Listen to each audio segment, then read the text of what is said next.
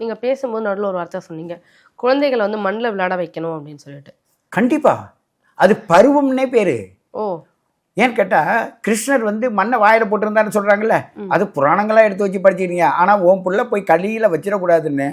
ஏம்மா உங்களுக்கே நியாயமா இருக்கா?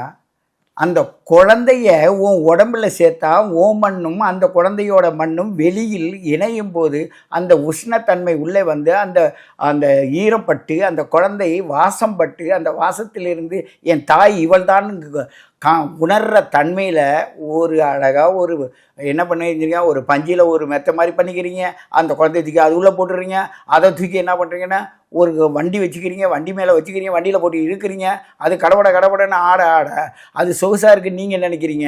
அது தாயின் உணர்வு இல்லாதையே அது வளருது.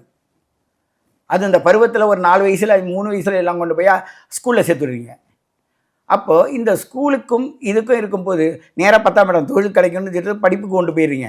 ஆனால் அந்த குழந்தை என்ன செய்யுது, எல்லாம் படிக்குது, எல்லாம் வளருது, ஏது பண்ணோன்னா மம்மி டாட்டா பாய் பாயின்ட்டு போகுது. அப்போ சமுதாயத்தை யார் கெடுக்கிறது?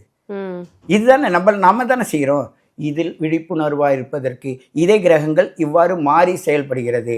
உடல் கூறலை,